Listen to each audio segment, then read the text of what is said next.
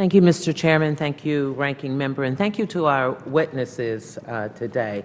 First, let me say to you, Mr. Hochberg, welcome back to our committee. And I certainly want to take this opportunity of personal privilege to thank you for coming to my district. When you heard the concerns, and not just coming to give a speech or be there for an hour, but to stay there and walk through the district and hear from a panel of some 50 folks.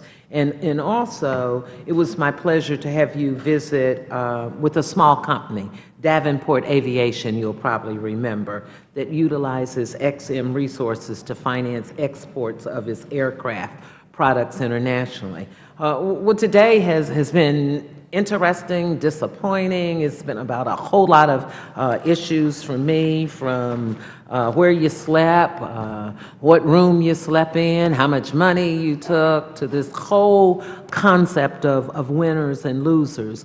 Well, I believe this Congress should work to lift up America.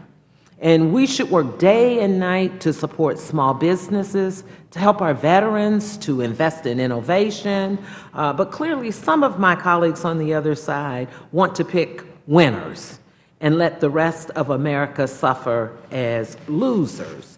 Well, if we're going to have that theme, since all morning we've been hearing about winners and losers, and Democrats have even been accused of flipping our opposition on the XM Bank. Well, I'm not going to take time, and I'm going to follow Mr. Capuana and not read off the list of people who have switched their votes on both sides. But I would like to draw this committee's attention to some of the losers under the current Republican leadership. Last Congress, if the majority had their way, the SNAP program, known as the Supplemental Nutrition Assistance Program, the food stamp program, would have suffered over $20.5 billion in cuts. That's $1 billion. These cuts would have cost millions of our most at-risk Americans, seniors, children, and veterans to go hungry.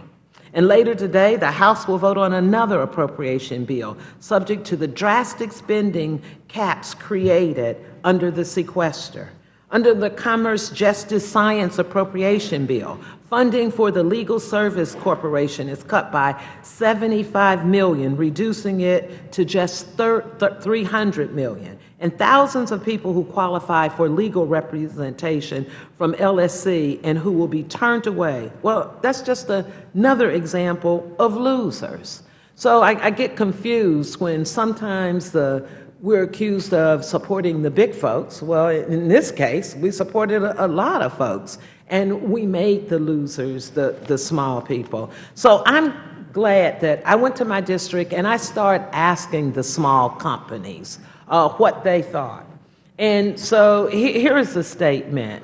The XM is 100% necessary for my company, the president of Davenport Aviation said. My company, without XM Bank, would not be able to exist. One of my Central Ohio Republican colleagues said that he had heard from employers in Central Ohio and how they directly benefited from the XM Bank and the consequences of not reauthorizing it.